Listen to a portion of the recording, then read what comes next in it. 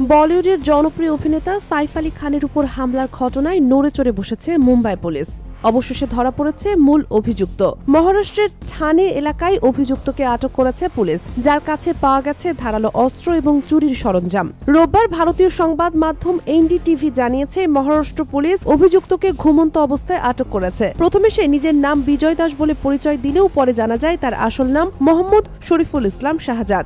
মহারাষ্ট্র উপ police commissioner দীক্ষিত গেদাম সংবাদ সম্মেলনে জানিয়েছেন, শাহজাদ সাইফ আলী খানের বাড়িতে চুরির উদ্দেশ্যে প্রবেশ করেছিলেন। আটক করার সময় তার কাছ থেকে একটি কাস্তে, জাতীয় ধারালো অস্ত্র এবং একটি তোয়ালে উদ্ধার করা হয়েছে। এর আগে বুধবার রাত 2:30টার দিকে বান্দ্রায় সাইফ আলী খানের নিজ বাড়িতে দুর্বৃত্তের ছুরিকাঘাতে আহত হন তিনি। সিসিটিভি ফুটেজ বিশ্লেষণের পর আকাশ কৈলাস ক্যানোজিয়া নামে একজনকে আটক করা হয়েছিল। এই ঘটনার পর থেকেই পুলিশ অভিযুক্তদের খুঁজতে অভিযান চালায় এবং রোববার প্রধান অভিযুক্ত শাহজাদকে আটক করতে সক্ষম হয়। পুলিশ জানিয়েছে, আটক শাহজাদের কাছে ভারতের কোনো বৈধ নথিপত্র নেই। এই ঘটনার সঙ্গে জড়িত অন্য কোনো ব্যক্তি বা বড় চক্র রয়েছে কিনা তা তদন্ত করে দেখা হচ্ছে।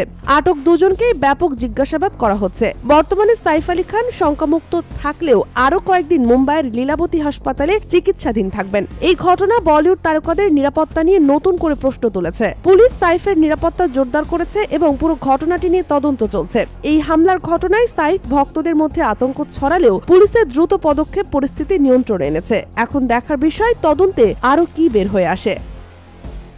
Sheikh Masuma, daily our Bangladesh.